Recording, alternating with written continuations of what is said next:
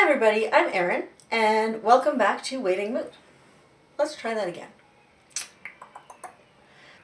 Hi everybody, welcome back to Waiting Moose. I'm Erin, and today I want to talk to you about a book I read recently by Ray Bradbury. Now, before you go turning your YouTube off because this is sci-fi, it's not. I was shocked too. What happened was, I downloaded books for our road trip that my husband and I took on the weekend, and a Ray Bradbury book tends to be the right length and the right genre for him. So it's about the length of time that we were going to be in the car, going and coming back, and it was science fiction. My husband loves science fiction, so I can usually sell him on an audiobook as long as it's something he wants to listen to. And I said, I got Ray Bradbury, but as a backup, I had The Hobbit, just in case. We got to the point where we were like, I don't know, half an hour, 45 minutes into our drive, and I said to my husband, I'm really sorry, this isn't a science fiction novel. I thought it would be. It's Ray Bradbury. Do you want me to change it? And he's like, no, I'm loving this.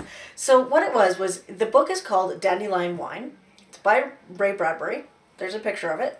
And it is the first book in the Greentown, Illinois series.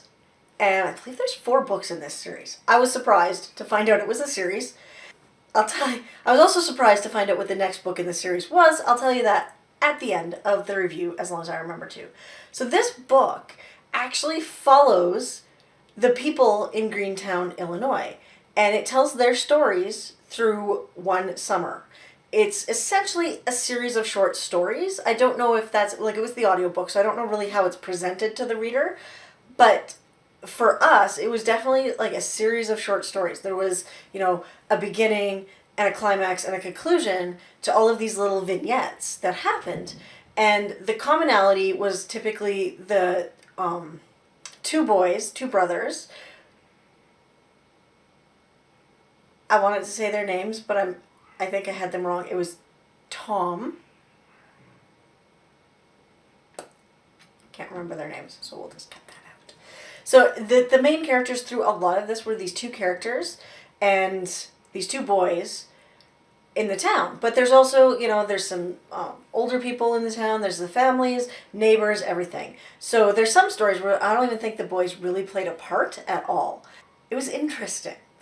It was kind of, I don't know how to explain it because it was so unexpected for me, and I hadn't really read the back of the cover because I just assumed there would be aliens and ray guns, and, well, not ray guns, but you know what I mean. Like, Ray Bradbury is known for science fiction.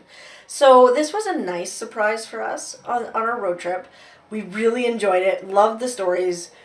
We laughed at several spots because there's a lot of humor in it, and it's a, I think I said this already, but I maybe didn't. It's a character study of this town and one summer in this town.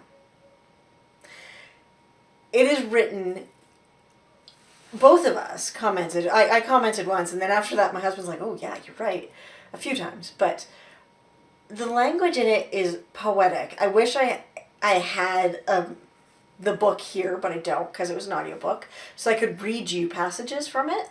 But I don't even know if it's that poetic or if it helps that the narrator of the book made it poetic, if that makes sense. I just stopped talking with my hands. I do all the time. Okay. But there were just, it's another case like Kushil's Dark, where I was saying, like, the author manages to describe so much with so few words, and yet you see the scene and you feel what the characters feel. And there's a one scene where he builds up so much tension at the end of this one short story, and it's just like, oh my God, okay, here it is, here it comes. Ray Bradbury's gonna bring me this is what Ray Bradbury does best. Nope. Weird.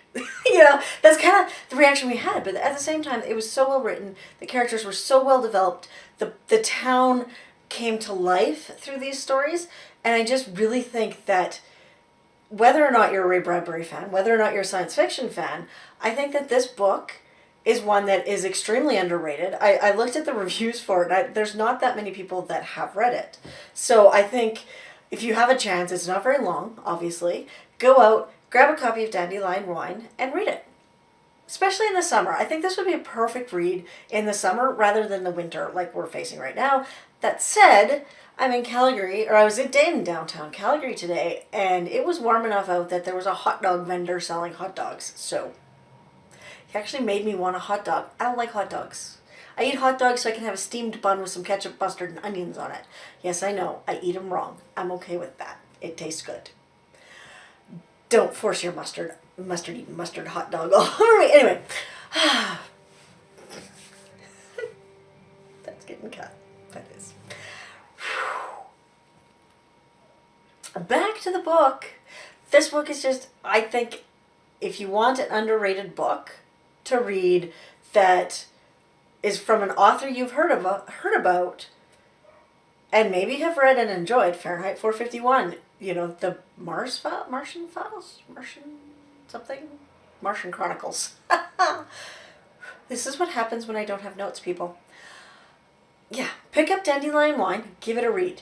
Now, I told you that I was surprised by the second book in the series. Do you want to know what the second book in the series is? You've all heard of it. You've probably seen the movie. I have not. Something Wicked This Way Comes. Did you know that was written by Ray Bradbury? Did you know it was part of a series of books? I didn't. So there you go. 4 books in the series. I don't know if it gets sci-fi later or not, but absolutely it was a worthwhile read for me. It was a great listen on a road trip, and I do not regret reading it for a minute. Pick it up if you can. Thank you for watching. I will see you next time on Waiting Moose, where I talk about books. Bye!